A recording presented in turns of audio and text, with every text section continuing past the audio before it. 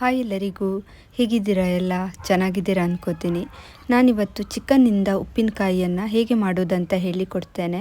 ಊಟಕ್ಕೆ ಏನೂ ಇಲ್ಲದಿದ್ದಾಗ ಗಂಜಿ ಜೊತೆ ನಂಚ್ಕೊಂಡು ಊಟ ಮಾಡಲಿಕ್ಕೆ ಸೂಪರ್ ಆಗುತ್ತೆ. ಬನ್ನಿ ಹೇಗೆ ಮಾಡೋದಂತ ನೋಡೋಣ. ಮಸಾಲೆಗೆ 2 ಪೀಸ್ ಚಕ್ಕೆ, 4 ಏಲಕ್ಕಿ, 3 ಸ್ಪೂನ್ ಕೊತ್ತಂಬರಿ, 2 ಸ್ಪೂನ್ ಜೀರಿಗೆ, 1 ಸ್ಪೂನ್ ಸಾಸಿವೆ, ಹಾಗೆ ಅರ್ಧ ಸ್ಪೂನ್ ಮೆಂತೆ.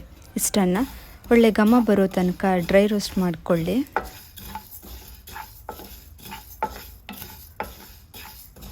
ಚೆನ್ನಾಗಿ ರೋಸ್ಟ್ ಆಗಿದೆ. ಕೊನೆಗೆ ಅರ್ಧ ಸ್ಪೂನ್ ಗಸಗಸೆಯನ್ನು ಹಾಕ್ತಾ ಇದ್ದೇನೆ. ಇನ್ನು ಗ್ಯಾಸ್ ಆಫ್ ಮಾಡಿಕೊಳ್ಳೋಣ. 3 ಲವಂಗನ ಹಾಕ್ತಾ ಇದ್ದೇನೆ. ಸ್ಟಾರ್ಟಿಂಗ್ನಲ್ಲಿ ಹಾಕಲಿಕ್ಕೆ ನೆನಪೋಯಿತು. ಇನ್ನು ಇದನ್ನು ತಣ್ಣಗಾದ ಮೇಲೆ ಮಿಕ್ಸಿಗೆ ಹಾಕಿ ನೈಸಾಗಿ ಪುಡಿ ಮಾಡಿಕೊಳ್ಳಿ. ನಾನಿಲ್ಲಿ 650 ಗ್ರಾಮ್ನಷ್ಟು ಚಿಕನನ್ನು ಯಾವ ಸೈಜ್ನಲ್ಲಿ ಉಪ್ಪಿನಕಾಯಿ ಬೇಕು ನೋಡಿ ಆ ಸೈಜ್ನಲ್ಲಿ ಕಟ್ ಮಾಡಿ ಇಟ್ಕೊಂಡಿದ್ದೇನೆ. ನಾನಿಲ್ಲಿ ಬೋನ್ಲೆಸ್ ಹಾಗೆ ವಿತ್ ಬೋನ್ ಎರಡನ್ನು ಮಿಕ್ಸ್ ಮಾಡಿ ತಗೊಂಡಿದ್ದೇನೆ. ನಿಮಗೆ ಯಾವ ರೀತಿ ಪೀಸ್ ಬೇಕು ನೋಡಿ ತಗೊಳ್ಳಿ. ಇನ್ನು ಇದನ್ನು ಪ್ಯಾನ್ಗೆ ಹಾಕ್ಕೊಳ್ಳಿ. ಹಾಗೆ ಸ್ವಲ್ಪ ಅರಿಶಿನ, ಹಾಗೆ ಸ್ವಲ್ಪ ಉಪ್ಪು ಇಷ್ಟನ್ನು ಹಾಕಿ ಚೆನ್ನಾಗಿ ಬೇಯಿಸ್ಕೊಳ್ಳಿ. ನೀರೆಲ್ಲ ಹಾಕಲಿಕ್ಕೆ ಇಲ್ಲ, ಚಿಕನ್ ನೀರು ಬಿಡುತ್ತೆ, ಅದೇ ನೀರಲ್ಲಿ ಬೇಯಿಸ್ಕೊಳ್ಬೇಕು. ಚಿಕನ್ನ ರೇಟೆಲ್ಲ ಕಡಿಮೆ ಇರುವಾಗ ಈ ಥರ ಉಪ್ಪಿನಕಾಯಿ ಮಾಡಿ ಇಡಿ. ಯಾವಾಗ ಬೇಕು ನೋಡಿ ಆವಾಗ ಯೂಸ್ ಮಾಡ್ಬೋದು. ನೋಡಿ ಎಷ್ಟು ನೀರು ಬಿಟ್ಟಿದೆ ಅಂತ. ಈ ನೀರು ಇನ್ನು ಫುಲ್ ಡ್ರೈ ಆಗೋ ತನಕ ಚಿಕನನ್ನು ಅದರಲ್ಲೇ ಬೇಯಿಸ್ಕೊಳ್ಳಿ. ಇನ್ನೊಂದು ಪಾತ್ರೆಗೆ ಎಣ್ಣೆನ ಹಾಕ್ತಾ ಇದ್ದೇನೆ. ಎಣ್ಣೆನ ಸ್ವಲ್ಪ ಜಾಸ್ತಿನೇ ಹಾಕ್ಕೊಳ್ಳಿ. ಉಪ್ಪಿನಕಾಯಿ ಹಾಳಾಗದ ರೀತಿ ನೋಡಿಕೊಳ್ಳುತ್ತೆ. ಇವಾಗ ಬೇಯಿಸಿಕೊಂಡಿರುವ ಚಿಕನನ್ನು ಈ ಎಣ್ಣೆಗೆ ಹಾಕ್ಕೊಂಡು ಕ್ರಿಸ್ಪಿಯಾಗಿ ಒಳ್ಳೆ ಗೋಲ್ಡನ್ ಬ್ರೌನ್ ಬರೋ ತನಕ ಫ್ರೈ ಮಾಡಿಕೊಳ್ಳಿ. ಇನ್ನೂ ನನ್ನ ವಿಡಿಯೋನ ಸಬ್ಸ್ಕ್ರೈಬ್ ಮಾಡದೆ ನೋಡ್ತಾ ಇದ್ದರೆ ಕೋಸ್ಟಲ್ ಕುಕಿಂಗ್ ಚಾನಲನ್ನು ಸಬ್ಸ್ಕ್ರೈಬ್ ಮಾಡಿಕೊಳ್ಳಿ.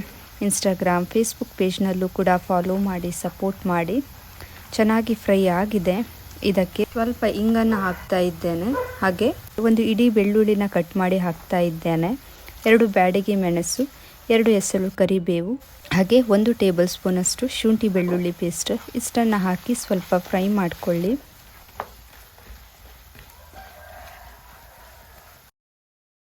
ಇವಾಗ ಇದಕ್ಕೆ ಮಿಕ್ಸಿಯಲ್ಲಿ ಪುಡಿ ಮಾಡಿಕೊಂಡ ಮಸಾಲಾನ ಹಾಕ್ಕೊಳ್ಳಿ.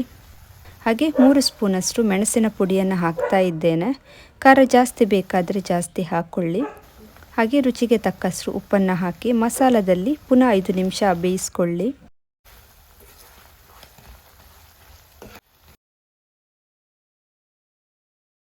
ತುಂಬ ಈಸಿ ಹಾಗೆ ಸಿಂಪಲ್ ರೆಸಿಪಿ ಇದು. ಯಾರು ಬೇಕಾದರೂ ಇದನ್ನು ಟ್ರೈ ಮಾಡ್ಬೋದು. ಇನ್ನು ಗ್ಯಾಸ್ ಆಫ್ ಮಾಡಿಕೊಳ್ಳೋಣ. ಫುಲ್ ತಣ್ಣಗಾಗಲು ಬಿಡಬೇಕು.